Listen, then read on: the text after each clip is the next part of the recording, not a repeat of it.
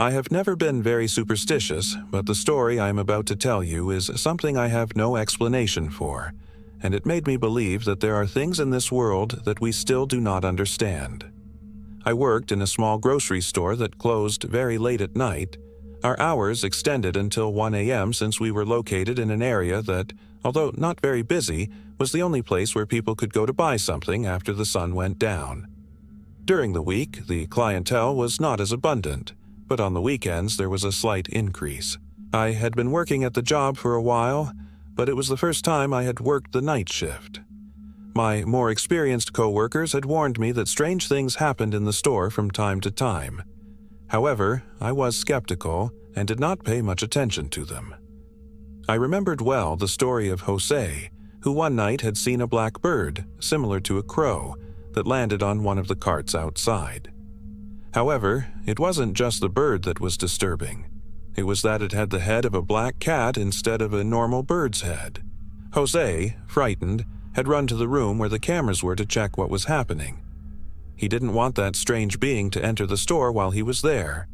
But when he checked the recordings, the cat-headed bird was no longer there.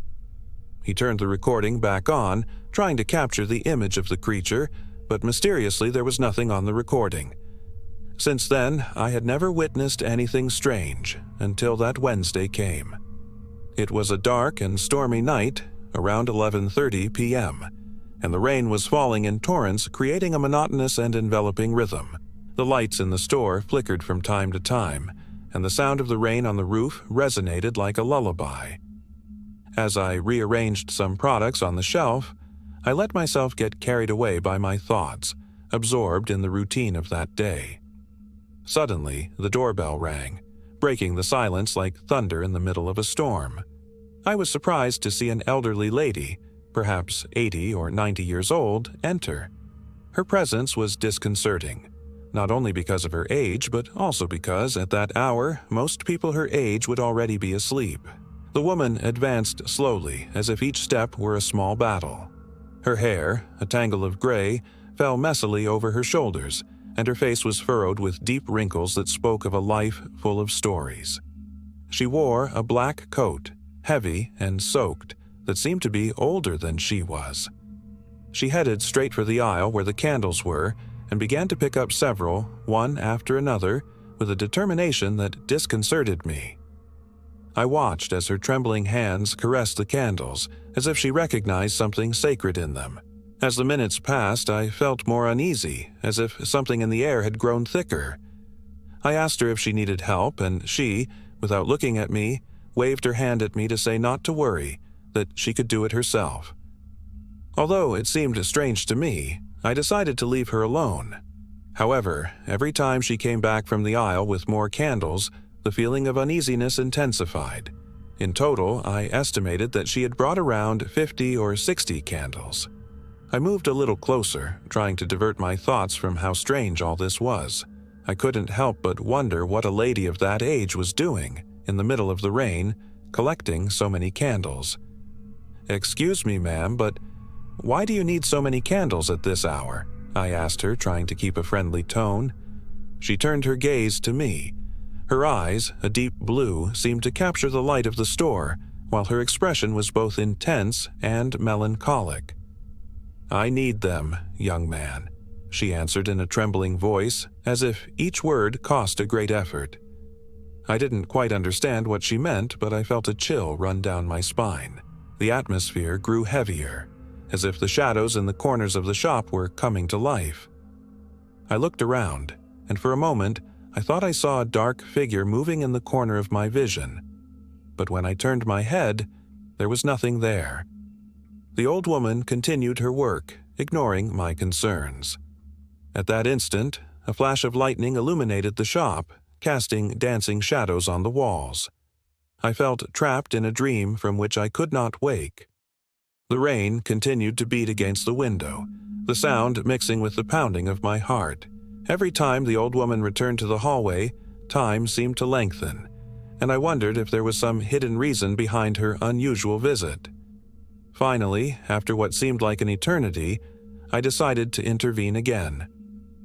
"Why are the candles so urgent, ma'am?" I insisted, trying to break the spell that had been woven between us. The old woman paused for a moment, her eyes filled with deep sadness. Each candle holds a memory, a light that lights up in the darkness. Tonight, more than ever, we need to remember it, the old woman said. At that moment, the air became unbreathable. A chill ran down my spine, and the feeling that something was not right intensified. I wondered if I was witnessing a strange ritual, something I could not understand. I wanted to ask her more, but fear took over me. The lady continued to bring candles, and I, feeling that the atmosphere was becoming more and more oppressive, decided to take a step back. I began to look through the products on the counter, trying to distract myself. But my mind kept returning to the old woman and her strange conversation. Then the old lady asked me if I had any more candles, and I was very scared and told her no, but that I would check the storeroom to see if there were any more. I headed to the back of the store, a place that often felt heavy with a thick, stale air.